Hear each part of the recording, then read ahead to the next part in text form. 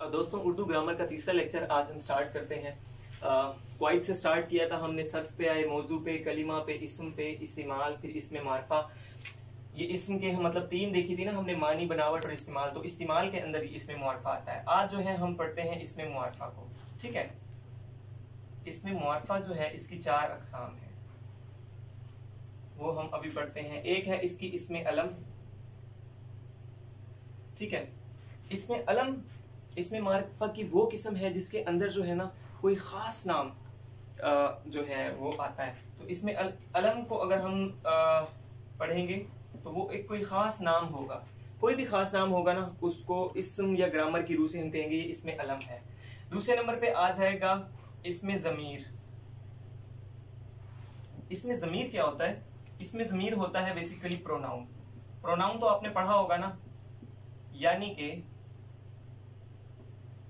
Pronoun, pronoun वो होता है जो नाउन की जगह पे इस्तेमाल होता है। तो इसमें ज़मीर जो इसमें अलम की जगह इस्तेमाल होगा, किसी खास नाम की जगह इस्तेमाल होगा। जैसे कि अरसलान आया, उसने पढ़ाया और वो चला गया, यानी कि अब इसमें जो अरसलान है नाम वो इसमें अलम है, और उसने पढ़ाया, उस और वो चला गया, ये दोनों जो हैं ये इसमें ज़मीर के अंदर आ जाएंगे। ठीक है, अच्छा जी, तीसरी किस्म हम देखते हैं इसमें मुआरफा की, वो है इसमें इशारा। इसमें इशारा वो इस्म होता है जिसके अंदर किसी चीज की तरफ इशारा किया जाए। फॉर एग्जाम्पल, मैं इशारा करता हूँ ये पेन, मैं इशारा करता हूँ ये वाइट बोर्ड, या मेरे कमरे में जैसे काफी सारी किताबें पड़ी हैं तो मैं इशारा करता हूँ वो किताबें। तो ये तमाम जो है इस्म किसमें आएंगे? इसमें इशारा के अंदर आएंगे। ठीक है, जो किसी चीज की तरफ इशारा करे, किसी चीज की तरफ इशारा। अच्छा जी, उसके बाद हमारे पास आ जाता है इसमें मारफा की चौथी और आखिरी किस्म, वो है इसमें मौसूल। इसमें मौसूल में इस तरह के लफ्ज आते हैं जो कोई।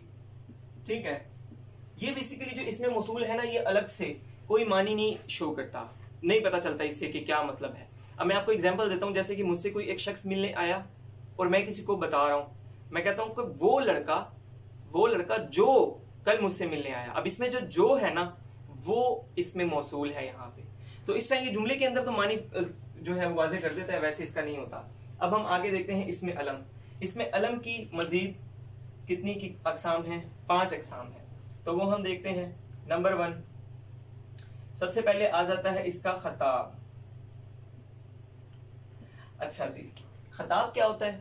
इसमें अलम की किस्म है और खताब के अंदर वो नाम है जो हुकूमत की तरफ से आपको मिलता है। ठीक है, मैं लिख देता हूं, हुकूमत का अता करदा, हुकूमत का अता करदा होता है जो।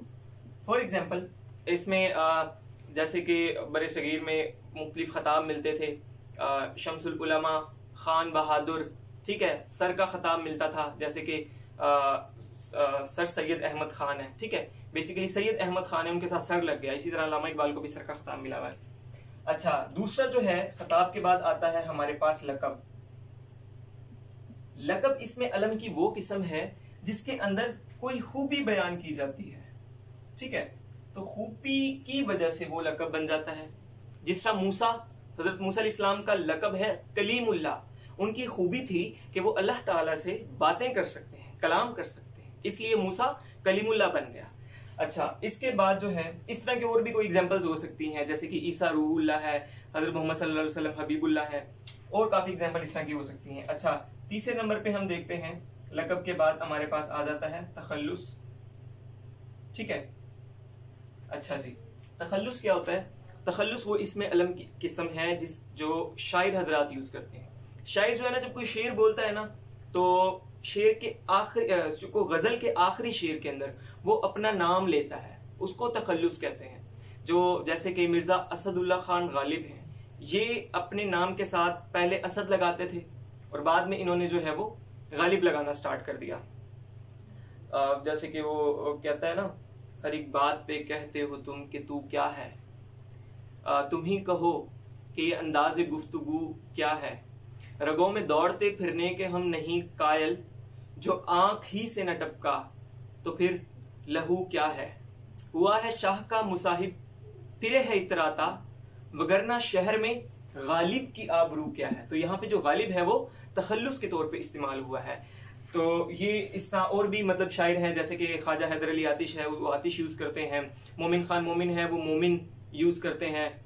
और इस तरह के काफ़ी सारे हैं। अहमद फराज है, फराज यूज़ करते हैं। मुनीर नियाजी है, वो मुनीर यूज़ करते हैं। तो ये तखल्लुस हो गए। तो तखल्लुस क्या है? जो नाम शायर इस्तेमाल करता है, शायर इस्तेमाल करता है, उसे क्या कहते हैं? तखल्लुस कहते हैं। अच्छा जी, उसके बाद आ जाता है तखल्लुस के बाद चौथे नंबर पे कुनियत।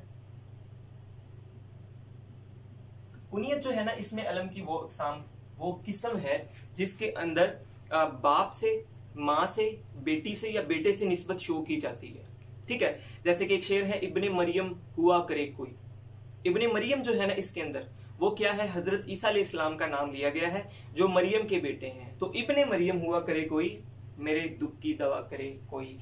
यहाँ पे जो है ये कुनियत के तौर पे इस्तेमाल हुआ है, जो इब्ने मरियम है। इसके अलावा भी जैसे कि इमाम अबू हनीफा, अब यहाँ पे हनीफा जो है ना, ये एक खातून का नाम है, मतलब कि जो हज़रत नुमान बिन साबित है, उनकी बेटी का नाम है। तो इस पे भी आप लोग देखना कि क्यों बाकी तो कोई लड़की के नाम से नहीं इस्तेमाल करता, ये क्यों करते हैं। अच्छा, बहरहाल कुनियत हमने किया, तो मैं कर देता हूँ यहाँ निस्बत। निस्बत से, निस्बत में आप माँ बाप बेटी कुछ भी लिख सकते हैं। ठीक है, बेटा बेटी भी कर सकते हैं।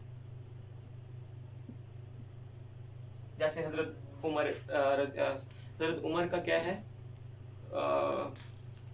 हजरत उमर का मुझे याद नहीं रहा। हजरत अली का जैसे अबू तुराब है।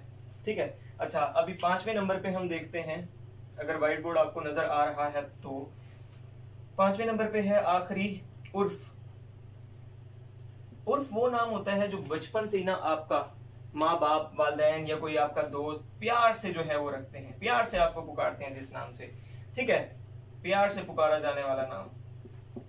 जैसे कि रशीद है, उसको शीदा कह दिया। ठीक है, और मिठू, पप्पू, इस तरह की चीजें जो है ना, इस तरह के नाम जो है वो उर्फ के अंदर आती हैं। तो ये होगी हैं इसमें अलम की अक़साम। अब इसमें ज़मीर की, चलो ये बाकी कल करेंगे, वीडियो बड़ी हो जाएगी नहीं तो। अगर वीडियो अच्छी लगी है तो वीडियो को लाइक करें, चैनल को सब्सक्राइब करें। बहुत शुक्रिया, अल्लाह हाफ़िज़।